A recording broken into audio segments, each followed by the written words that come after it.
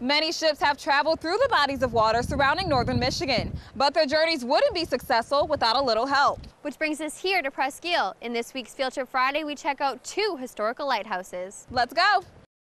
The old Presque Isle Lighthouse was built way back in 1840 by Jeremiah Moores of Detroit. Although it's 175 years old, the stone and brick tower still stands today at 38 feet high.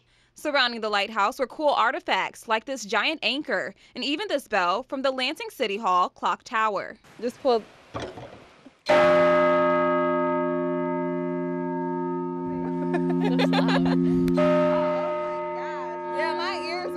Inside of the lighthouse were hand-hewn steps that made our hike up the lighthouse quite interesting.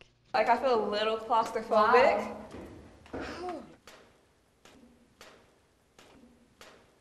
I'm like, I don't like this anymore. Once we made it to the top, we were able to enjoy the panoramic view of Lake Huron and the harbor. Speaking of the top, legends say the station serves as a residence for ghosts who continue to haunt the station, such as George Paris, a former museum caretaker. Fortunately, we didn't see any ghosts, but what we were able to see was a replica of the original lighthouse keeper's home. This lighthouse was built in 1840. It's one of the oldest lighthouses on the Great Lakes.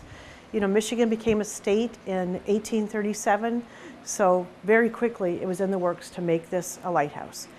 It was basically, at that time, Presque Isle Harbor was a big lumber and fishing port, and so it was basically built to guide those boats safely around the bend and into the harbor, and it did a really good job for like 30 years.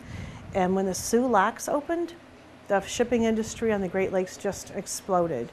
And now we didn't just have fishing and lumber boats, we had big ore boats coming down from Lake Superior, and they needed safe guidance along that portion of Lake Huron. So they built a new Presque Isle Lighthouse down the road, which you guys are gonna go visit. And this lighthouse was decommissioned. You can't have 2 working lighthouses within 7 miles of each other.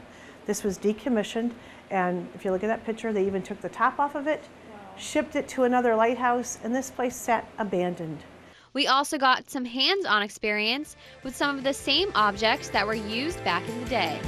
Well, here you go. Keep this going.